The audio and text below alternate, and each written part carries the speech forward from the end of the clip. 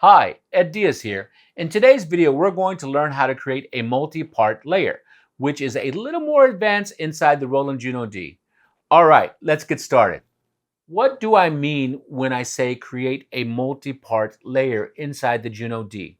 What I mean is the JUNO-D has the ability within a scene to have up to 7 parts or 7 tones layered simultaneously. In earlier videos, we learned how to press the dual button to create a basic layer, just 2 parts, and also the split, which also uses 2 parts. But in this case, the multi-part, we're going to learn how to layer or split up to 7. In this first example, we're going to go to layer. Okay, so let's begin. First off, I'm going to make sure in my keyboard section that none of the buttons are selected. So currently right now in my example, I have the single button lit. I'm going to press that and make sure it's unlit. Now take a look at my screen and you can see it says multi-part. Now if I use my cursor and cursor down, I can check all of my parts. But the 8th part is designated for drums. So we're going to focus just on parts 1, 2, and 3 in my example. But we could go ahead and do up to 7 parts. This is going to be a lot of fun. Let's go ahead and get started. So I'm going to begin by selecting the first part. I'm going to cursor down and highlight part 1. And in my example, I have the grand piano. Well, I'm going to go ahead and select the category button for EP electric piano.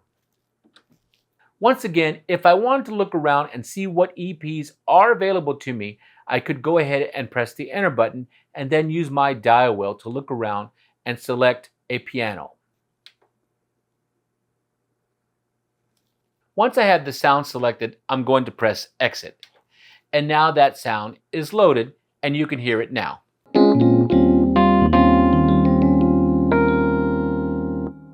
Now I'm going to cursor down to part 2. In this example, I'm going to put a string part. All I have to do is select strings and make sure my category button is selected on strings.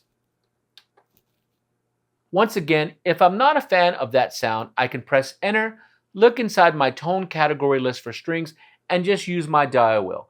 Once I find the string sound that I would like to use, I'll go ahead and exit and that sound is loaded.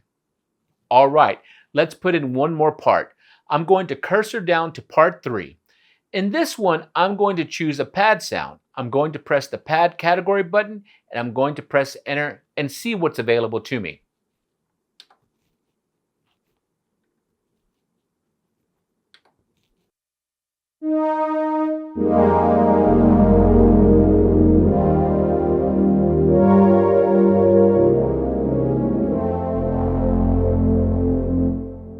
So now I'm going to use the dial wheel and I'm going to go down and choose the pad. Once I have the pad sound that I would like to use, I'm going to press the exit button. And now all of the parts that I'm going to use are there. Currently, there's only one part at a time that is playing, which is okay. Now I'm going to cursor back up to part 1. Now if I would like to turn on those parts so they're layered, I'm going to press in the phrase pad section the mute button. I'll select the parts via the pads, so I'm going to select part 3, 2, and 1. And now you'll notice on the screen they are all layered. Now here's a cool option if you would like to toggle between the single sound or the layered. If I press the green button, it toggles off so I play the single tone. So real nice. But if I press it again, it's going to turn on the other layered parts.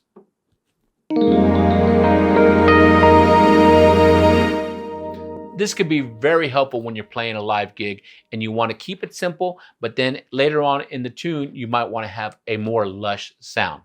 Now at this point, I might want to go ahead and save the scene because I don't want to accidentally do something and get out of this unsaved scene. I'm going to press the right button at the top left of my screen, cursor to scene right, press enter, and I'm going to use my cursors and dial wheel to name that particular scene.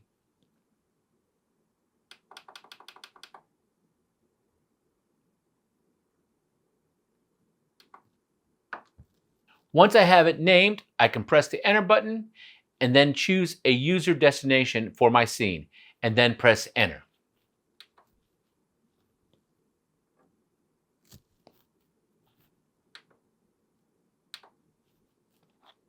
Now that we've saved that scene, let's go in further and use our cursors. I'm going to go to part 1, cursor to the right where it has my volumes, and I'm going to adjust my volumes accordingly. In part 1, since that's my dominant sound, I'll probably have that at the highest level. So I might put that at 100 to 127, whichever is good for you. Next, I would go ahead and use my lower fader and adjust that to taste so that it supports part 1.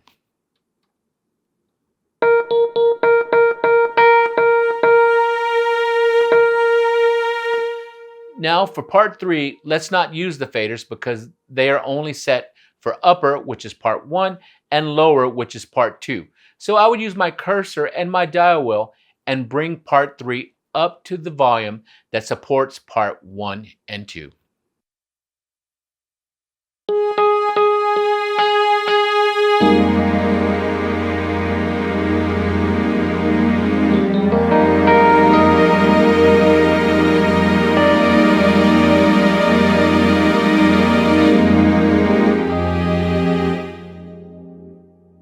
Once I'm happy with the overall sound that I'm getting, it's time to once again save my scene. So I can call this up at any time. Once again, this is how we create a multi-part with a layer, and you can layer within a scene anywhere from 1 to 7 parts. All right, I hope this helps you out. You guys take care, and we'll talk to you later.